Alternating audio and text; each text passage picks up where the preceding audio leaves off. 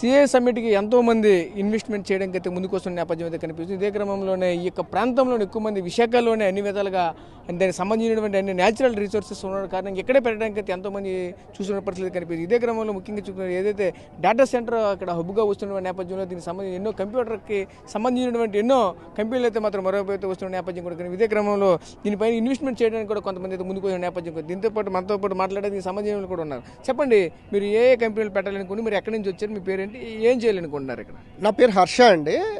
I'm founder of brand origin. So మేము ఏంటంటే like proper నాది విశాఖపట్నమే. నేను ముందు బెంగళూరు వెళ్ళడం జరిగింది అరౌండ్ 2014-18 టైంలో.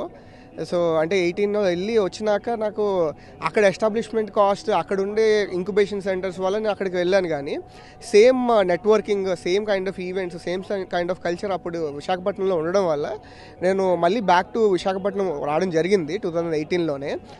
నెక్స్ట్ అప్పుడు ఏదైతే సిబిఎన్ గారు ఉన్నారో ఇలాంటి కల్చర్, సిఐఏ మీటప్స్ ఇట్లాంటి చాలా జరిగేవి. So we have established a company in Visakhapatnam and then slowly we have grown our company to Vijayawada and Hyderabad and UK also. So మేము ఇప్పుడు ఏం చేస్తున్నాం అంటే ఆల్రెడీ మాది గూగుల్ డేటా సెంటర్ ఇక్కడికి రావడం మీకు అందరికీ తెలిసిందే. సో దానివల్ల ఆల్మోస్ట్ చాలా అంటే data centre related, related services ఇక్కడ ఎస్టాబ్లిష్మెంట్ అవుతున్నాయి. బట్ మేము కూడా మా ఐటీ కంపెనీ నుంచి మేము ఒక ప్రోడక్ట్ తయారు చేసాం, దాని నేమ్ టైకూన్.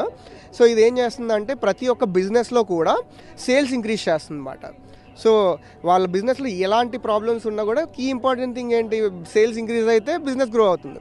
సో మేము ఆ ఒక నీష్ ప్రాబ్లమ్కి సొల్యూషన్ ఇచ్చాము. సో మాకు already we have got investment from UK and రీసెంట్గా మాకు ఇప్పుడు ఇక్కడ ఈ సమ్మిట్లో కూడా ఒక ఇన్వెస్టర్ పిలిచారు. So he said that he'll be investing in our company. And thank you CBN garu for this giving this wonderful opportunity. And Lokesh garu కూడా, అంటే ఈయన సిబిఎన్ గారు విజనరీ అయితే మన లోకేష్ గారు CEO అయిపోయారు, చీఫ్ ఎగ్జిక్యూటివ్ ఆఫీసర్ అయిపోయారు ఫర్ ఏపీ.